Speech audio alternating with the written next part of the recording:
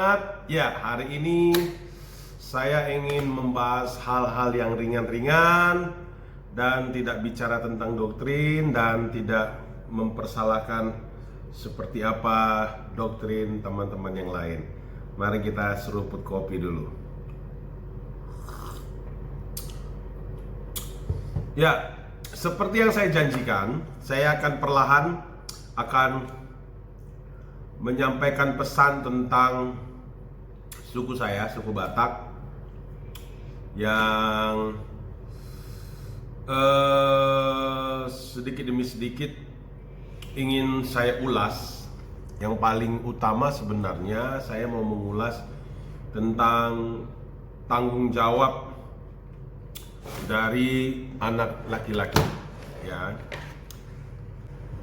Saya mau ambil firman Tuhan dari Keluaran 20 ayat 12, ya. Keluaran 20 ayat 12. Di situ dikatakan, hormatilah ayahmu dan ibumu supaya lanjut umurmu di tanah yang diberikan Tuhan Allahmu kepadamu. Oke? Itu kan yang berbahasa Indonesia. Ya. Mau lihat dari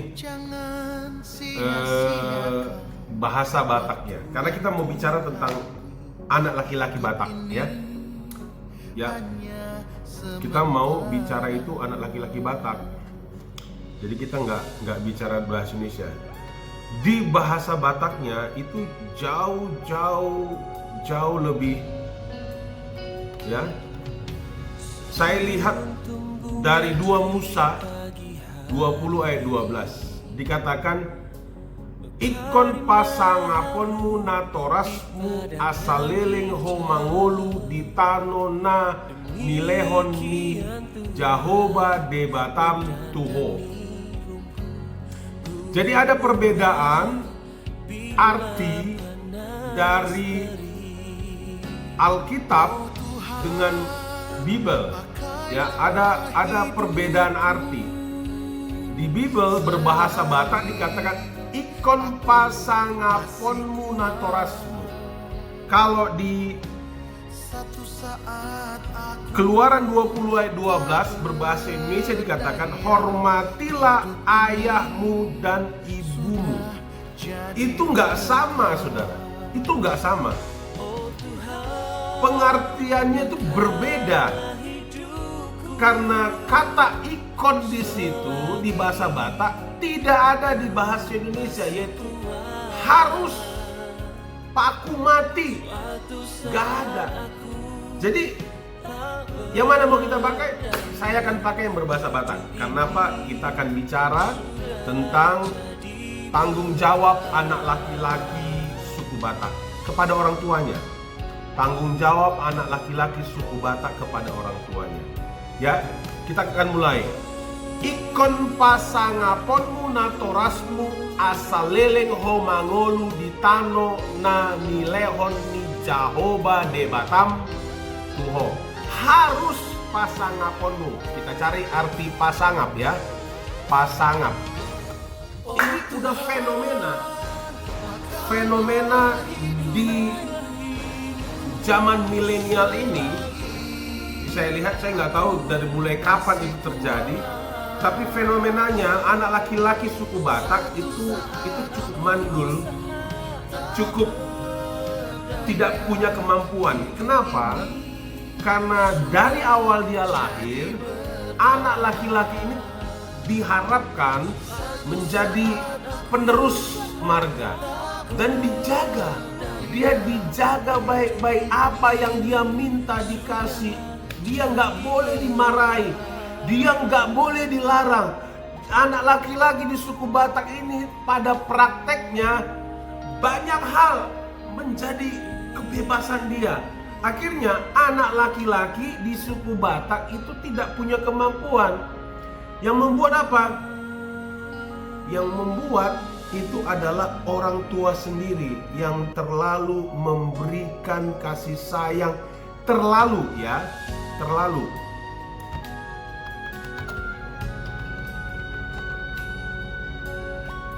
Ya, terlalu diberikan kasih sayang.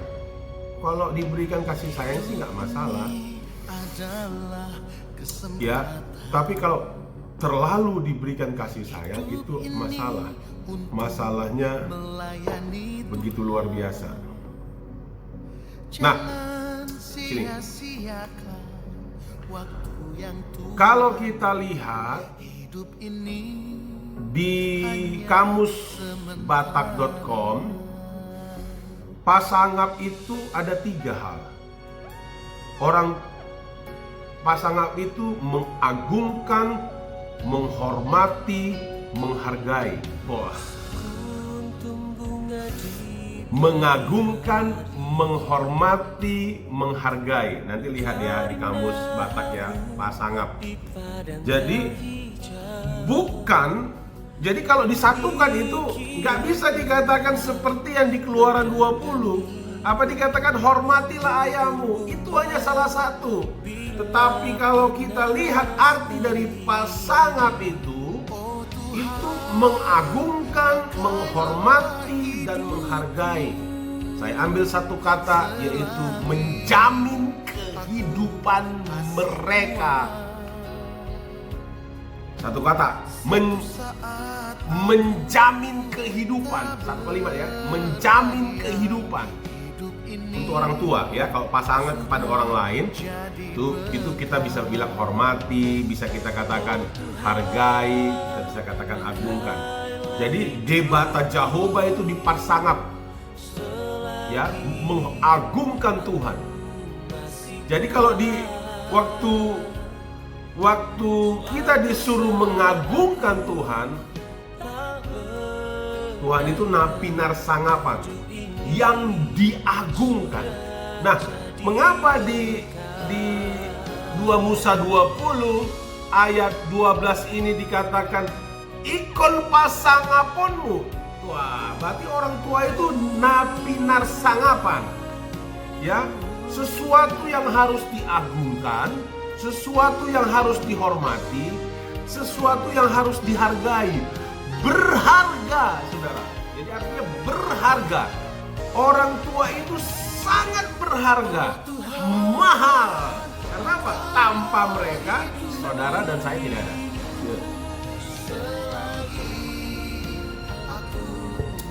Kedua orang tua kita adalah pribadi yang Tuhan percayakan untuk melahirkan kita, untuk menjadikan kita, untuk memberi kita makan. Itu mereka mendapatkan tanggung jawab, mereka mendapatkan kehormatan, ya. Jadi kita masuk dengan arti pasangan. Tetapi banyak sekali anak laki-laki suku Batak tidak lagi menganggap orang tuanya sesuatu yang harus dihormati, diagungkan, dihargai. Bahkan orang tuanya sudah dianggap lagi, wah, aku tidak punya waktu lagi untuk ngurus orang tuaku. Pekerjaanku banyak, anak-anakku pun harus urus. Nah, kalau dirimu waktu kecil tidak diurus sama orang tuamu, bisa nggak kau punya anak? Bisa nggak kau punya istri? Bisa nggak kau punya pekerjaan? Bisa nggak kau punya kehidupan? Gak akan. Ya, banyak anak laki-laki orang Batak itu tidak menjadikan orang tuanya napinar sangapan nirohana, sesuatu yang harus dihargai, diagungkan dalam hatinya. Itu sudah satu-satu. Saya orang yang anak laki-laki di orang tua saya. Banyak teman-teman saya nggak dikasih keluar dari kotanya. Anak laki-laki yang tidak dikasih keluar dari kotanya. Kenapa? Karena takut bahaya. Katanya takut nanti nggak bisa hidup. Katanya nanti nggak bisa nyuci kain, nggak bisa masak. Nanti bagaimana.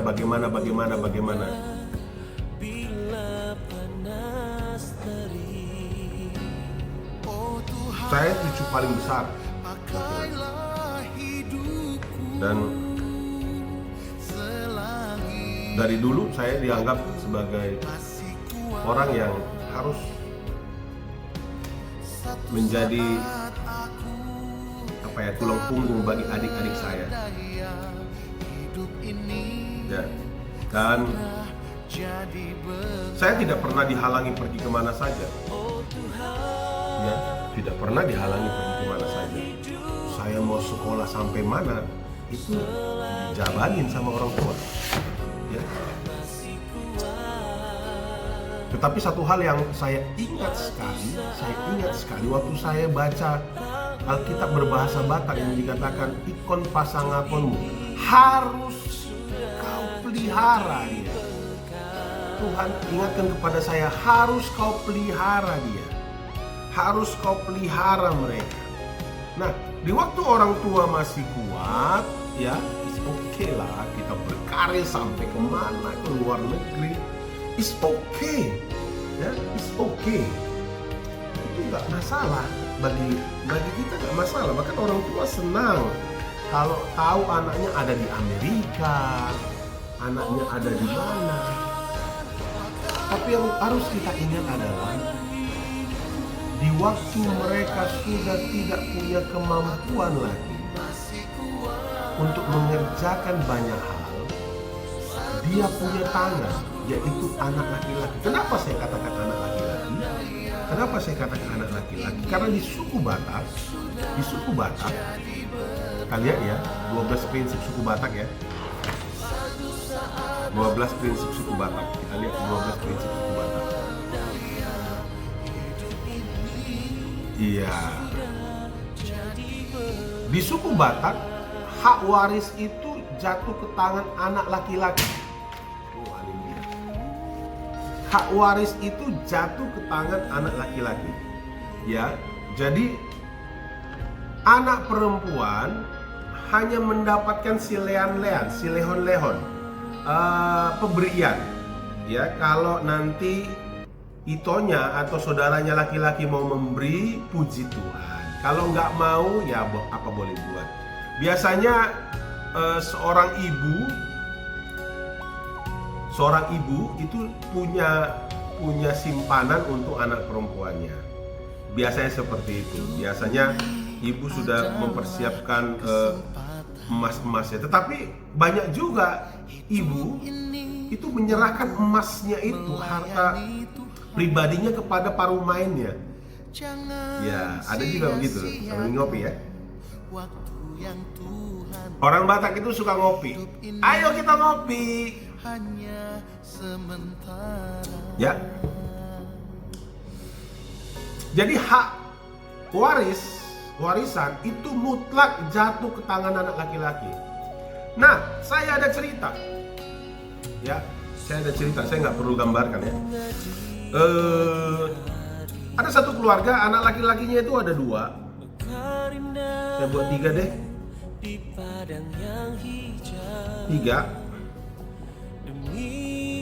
Ini yang 3 disekolahkan dengan baik oleh kedua orang tuanya, disekolahkan.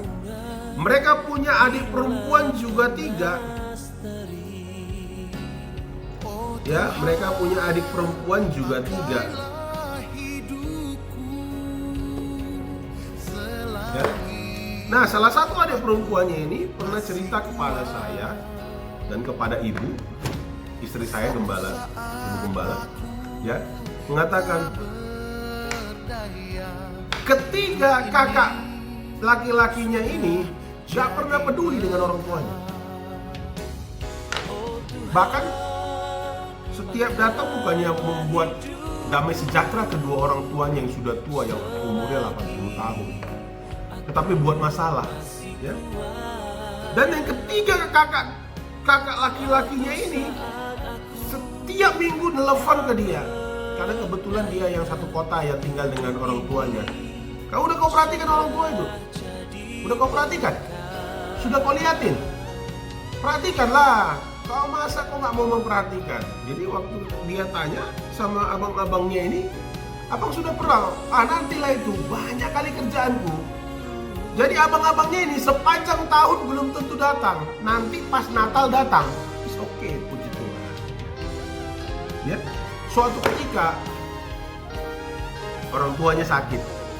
Ketiga anak laki-laki ini gak ada yang menjaga di rumah sakit, gak ada yang mau ngurusin. Ya, rumah itu, rumah orang tuanya, waduh, yang tadinya cantik, mewah, akhirnya hancur luar biasa. Yang disalahkan ketiga anak laki-laki ini adalah ketiga adik perempuan mereka yang tidak mau memperhatikan. Akhirnya ketiga kakak laki-laki mereka ini, abang mereka ini, malah menyalahkan suami-suami dari adiknya perempuan. Gak mau dikasih suamimu itu kau mengurusi orang tua. Itu kata-kata yang sering disampaikan. Ya, suamimu tuh melarangmu mengurusi orang tua kita. Itu sering menjadi perkataan. Ada yang dikatakan secara langsung, ada juga yang dikatakan melalui orang lain. Padahal suami ketiga adik perempuan mereka juga anak laki-laki di rumah orang tuanya. Jadi harus balance, harus tahu tanggung jawabnya. Tanggung jawabnya diberikan kepada orang lain yang punya tanggung jawab juga yang lain. Jadi mengapa orang Batak itu sulit sekali naik maju? Karena di 2 Musa 20 ayat 12 ini gak dapat, saudara. Ikon pasangapun munatorasmu, harus kau jamin kehidupannya. Orang tua itu pribadi nabi narsangapan yang diagungkan, dihargai, dihormati. Nah, kalau kita lakukan itu, apa yang kita dapat? Asal liling homangulu di tano nani lehoni Jehovah de batam tuho. Bukan di tanah yang kau kontrak, bukan di tanah yang kau sewa, bukan di tanah yang kau pinjam, tetapi di tanah yang kau beli dari berkat Tuhan. Ada berkat Tuhan berlimpah, yaitu apa? Beli tanah panjang umur. Tapi harus lakukan ikon pasangapun munatorasmu. Harus kau pelihara orang tuamu.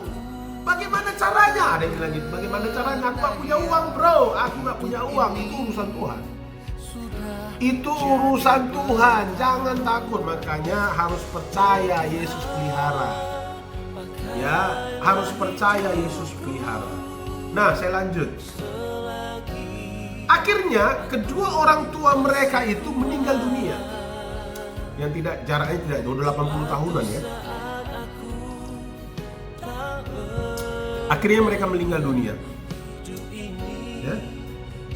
Ketiga adik perempuan mereka yang mengurusi orang tua mereka, bahkan membiayai, bahkan menyediakan babysitter yang datang mereka gantian sekali seminggu untuk mengurusi. Bahkan ketiga adiknya ini berada di luar kota pun mereka datang ke kota itu untuk memperhatikan orang tua mereka, membiayai hidup mereka, sakit mereka, BPJS mereka, asuransi mereka, dibiayai semua sama ketiga keluarga adiknya yang perempuan ini.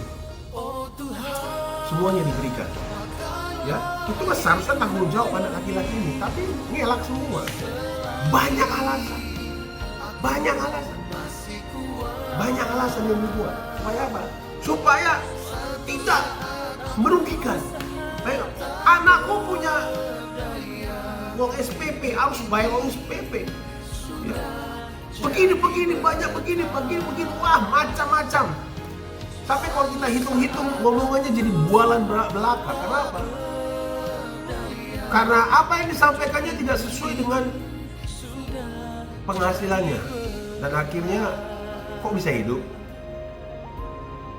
Ya, karena tambah-tambahin. Karena apa yang mereka katakan itu supaya mereka tidak perlu ikut tanggung jawab mengurusi orang tua. Akhirnya kedua orang tua mereka meninggal. Ya, kedua orang tua mereka meninggal. Saudara tahu, ini kejadiannya sering. Saudara akan melihat di mana-mana. Setelah penguburan, baru kembali ke rumah. Ketiga adiknya ini sudah tidak dikasih masuk lagi, adik perempuannya, ke dalam rumah. Akhirnya ketiga anak laki-laki ini bertengkar sampai sekarang sudah 5 tahun. Berpengadilan. Ternyata kedua orang tuanya mau mewariskan harta kekayaan mereka itu dalam bentuk yayasan. Ya, dalam bentuk yayasan.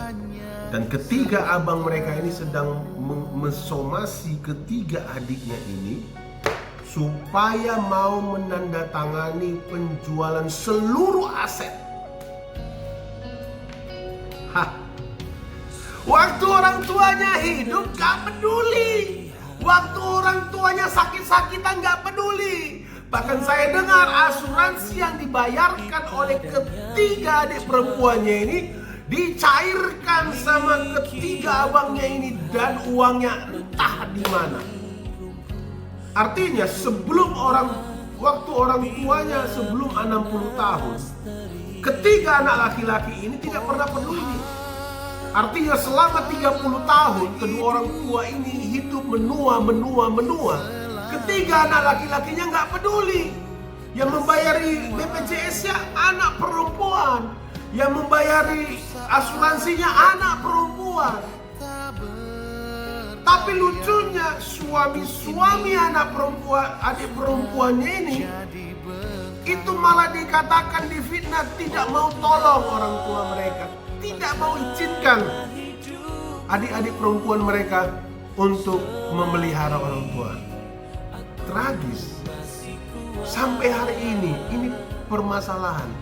Akhirnya ketiga adiknya ini mengatakan kami menyerah. Kami nggak tahu, habiskan sajalah semua. Kami sudah lakukan apa yang terbaik bagi orang tua. Habis sudah. Ya. Harta, kekayaan yang dicari oleh kedua orang tua mereka, dikumpulkan oleh kedua orang tua mereka untuk menjadi bekal, bahkan rumah tempat tinggal mereka yang diharapkan menjadi tempat bersatunya anak-anaknya kelak, itu pun habis dijual. Selama orang tuanya hidup, apakah mereka melakukan sesuatu yang berguna? Tidak sama sekali.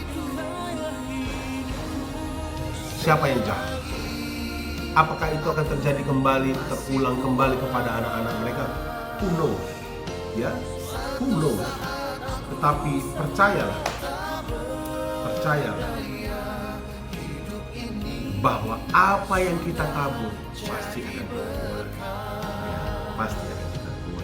Saya nggak punya apa-apa, saya cuma punya yayasan. Tapi begitu orang tua saya sakit dan papa saya sakit, oke, mereka punya BPJS, oke, ya. Mereka punya BPJS dan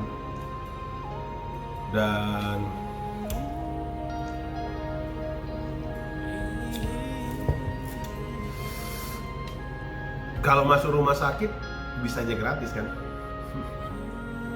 Tapi kami beri yang terbaik. Biasanya kalau di orang tua saya itu BPJS itu untuk kamar, tapi segala obat-obatnya BPJS itu kamar dan fee dokter ya.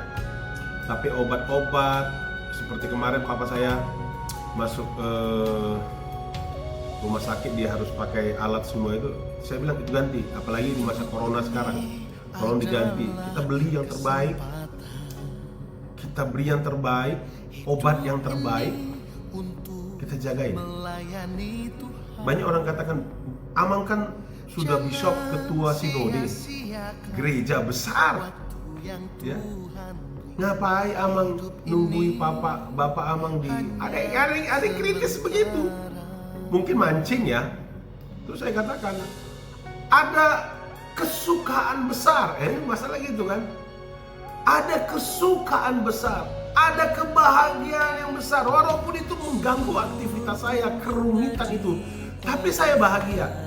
Saya bisa tuntun dia dari kamarnya, walaupun saya repetin ya, saya harus begini, harus makan, harus gini, karena sakit. Saya cukup suka begitu. Walaupun orang bilang, kok bapaknya dimarah-marahin? Saya marahinnya karena sayang gitu loh. Iya. Ya, umurnya sudah tua, ya, sudah tua. Jadi kadang orang Batak ini kalau semakin tua semakin jubul katanya ya. Karena aku bapakmu, dengar. Ya saya bilang, aku anakmu, dengar, gitu, supaya kau sehat. Jadi motivasinya supaya dia supaya cepat mati,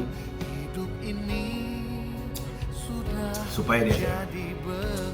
Istri saya pernah bilang, kok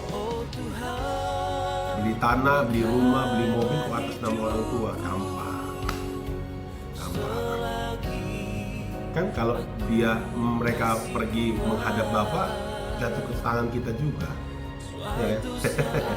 Mereka bahagia. Waktu kami beli mobil, bahkan kita sedang lagi persiapan beli mobil satu untuk aktivitas kita di pelayanan, ya. Kita sedang lagi berdoa untuk sebuah mobil Fortuner. Papa saya, mama saya bilang, itu atas nama siapa? Ya atas nama kalian lah. Wah senang, dia bilang semua. Wah anakku mau beli mobil ya buat atas nama. Bapak saya bilang, kan mobil itu yang warna silver sudah atas nama mamamu. Ini nama ulang. Bahagia. Apakah dia terima duitnya? Enggak terima. Tapi ada pengagungan, penghormatan yang luar biasa yang bisa kita berikan. Ya, itu saya bilang juga. Saya dan istri itu punya sehati. Orang kalau bilang mau main sama si mertua dengan menantu perempuan itu sering bercanda. Tapi papa saya, kalau kami sekeluarga anak-anaknya nggak bisa kasih dia makan obat, dia bilang jangan kasih makan aku obat lagi. Aku sudah enek gitu makan obat terus, karena dia harus makan obat 9 bulan ya. Kalau istri saya yang datang ngasih obat, diambil. Iya. Iya. Kenapa? Hubungan yang baik dengan orang tua. Artinya ada sesuatu yang bisa kita berikan, bukan uang, perhatian. Ya. Jadi apa yang harus kita lakukan? Kita harusnya sebagai anak laki-laki, saya nanti kasih tahu, sebagai anak laki-laki, jangan serahkan tanggung jawabmu seperti Esau kepada Yakub. Jangan serahkan tanggung jawabmu kepada adikmu atau kakakmu perempuan. Karena pasti kamu tidak akan diberkati. Loh kok bisa? Ikon pasangaponmu natorasmu asalele homangolu di tano nani lehoni Jahoba de Batam tuho. Jadi kalau kita anak laki-laki ini menyerahkan tanggung jawab kepada saudara kita perempuan, kita sedang melepaskan berkat kepada orang lain. Kita kehilangan berkat, makanya hidup kita susah.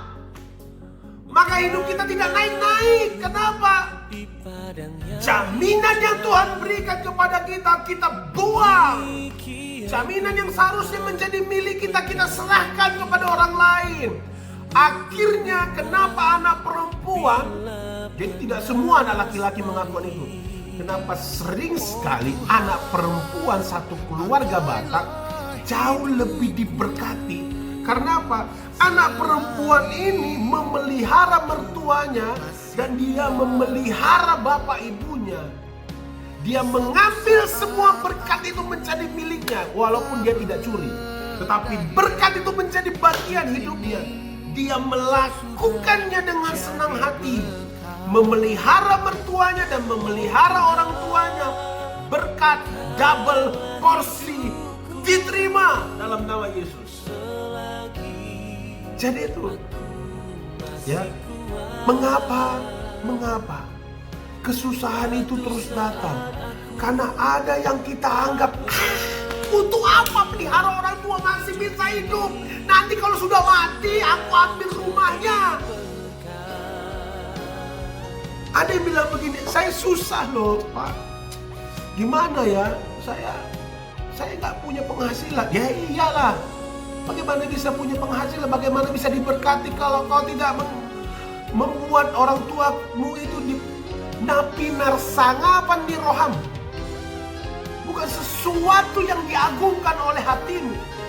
Bukan sesuatu yang dihormati, dihargai, dan yang harus kau jagai setiap saat. Kalau kau belum sampai di situ, bagaimana? Di sini asal lele homangolu di tano nani lehon Jehovah de Batam tuh. Tanah harta yang Tuhan berikan. Artinya berkat. Gajimu 1,5 juta pun Tuhan bisa berikan kau tanah. Kenapa?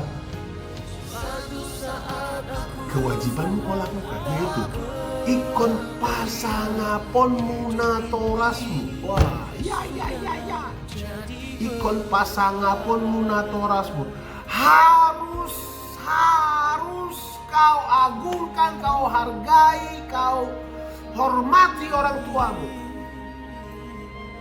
Ya, saya agak emosional. Karena memang begitu. Banyak orang anak-anak laki-laki orang Batak waktu pranikah agak jelek wajahnya. Waktu saya bilang, kau harus bisa pelihara orang tuamu nanti loh. Dia bilang, aduh Pak, gaji saya kecil Pak, gimana saya bisa memelihara orang tua saya? Loh, Alkitab kan bilang begitu. Ya Pak, kan nggak mungkin lagi diterapkan di zaman-zaman akhir ini. Wah, saya bisa. Ciano bisa. Iya Pak, kredit sepeda motor saya aja saya nggak sanggup. Makanya, bagaimana kau sanggup kredit sepeda motor? Bagaimana kau sanggup kredit mobil dan rumah kalau sepeda motor aja kau nggak sanggup? Nah itulah Pak, apalagi harus pelihara orang tua saya. Nah, di Alkitab dikatakan kalau kau nggak percaya Yesus sih nggak masalah, saya nggak pikirin itu. Tapi kalau kau orang Batak, orang Kristen yang kau bilang kau percaya Yesus, berarti kau percaya buat firman-Nya. Dan di firman-Nya di Alkitab dikatakan, di 10 perintah Tuhan dikatakan, salah satunya di ayat dari 10 perintah Tuhan yang Tuhan berikan kepada orang Israel, hanya satu yang mengatakan ikon. Yaitu perintah kelima, ikon pasangaponmu. Jadi jangan lihat di bahasa Indonesia. Bahasa Indonesia artinya ketek. Kalau bahasa Bataknya 5 km, artinya ini cuma 2 cm. Hormatilah ayah ibunda. Kalau di bahasa Batak dikatakan ikon pasangaponmu. Kita sudah lihat tadi arti pasangan itu artinya adalah diagungkan.